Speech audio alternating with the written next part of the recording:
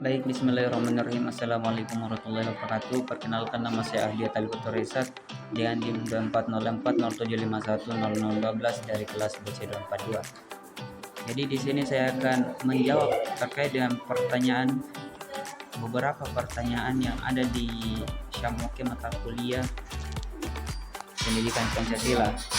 Langsung saja kita masuk pada pertanyaan pertama, yakni memahami dan mengkaji konsep etika yang berlandaskan pada nilai-nilai Pancasila. Nah, nilai etika. Sebenarnya apa sih itu etika? Etika adalah perilaku seseorang. Nah, dalam konteks nilai-nilai Pancasila yang harus kita ketahui itu ada 5. Yang pertama, ketuhanan yang Maha Esa, yang dimana etikanya itu kita harus toleransi terhadap agama yang lain. Kita tidak boleh menuntut seseorang untuk memilih agama kita. Biarkan mereka memilih agama yang mereka yakini. Kemudian kemanusiaan yang adil dan beradab. Nah, sebagai seorang manusia, kita harus memiliki rasa empati, memiliki kerjasama yang baik. Kita tidak boleh membeda-bedakan manusia yang satu dengan manusia yang lain, karena kita itu semua sama. Kemudian persatuan Indonesia.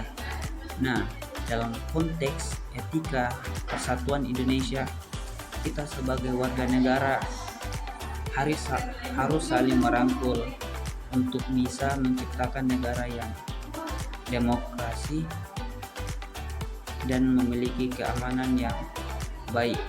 Selanjutnya, kerakyatan yang dipimpin oleh hikmat kebijaksanaan dalam permusyawaratan perwakilan. Nah, kerakyatan tidak jauh berbeda dengan poin kedua Pancasila. Dan kemudian keadilan sosial bagi seluruh rakyat Indonesia. Nah, keadilan itu hak milik kita semua sebagai warga negara. Jadi apabila ada pejabat yang tidak memberikan keadilannya kepada masyarakatnya, maka itu adalah masyarakat, maksudnya pejabat-pejabat yang tidak tahu akan tanggung jawabnya. Mereka hanya memikirkan kekuasaannya tanpa memikirkan rakyatnya. Nah, selanjutnya pertanyaan kedua, yakni pertanyaannya, menyadari pentingnya penerapan etika Pancasila dalam kehidupan sehari-hari. Nah, mengapa penting untuk menyadari pentingnya etika dalam kehidupan sehari-hari, khususnya pada konteks Pancasila? Karena dengan kita memahami nilai etika ini, maka kita akan menjadi warga negara yang tahu akan tugas dan fungsinya, yang dimana sebagai warga negara yang baik, kita harus menjadi contoh bagi masyarakat lain. Contohnya itu seperti gotong royong apabila dibutuhkan, ikut serta dalam membangun negara kita ini, menjadi teladan bagi teman-teman kita maupun orang lain, dan menjadi seseorang yang bisa memperbaiki kehidupan di negara kita ini. Selanjutnya kita masuk pada pertanyaan ketiga, yakni pertanyaan menerapkan nilai-nilai Pancasila dalam tindakan nyata yang bisa menciptakan lingkungan sosial yang harmonis dan adil.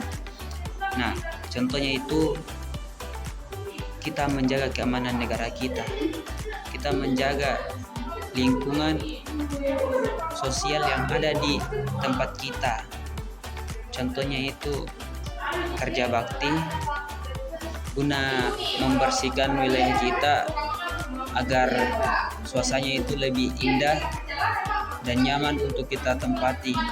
Kemudian ada juga yang sering dilakukan oleh para warga yang saya rasa sekarang semakin pudar.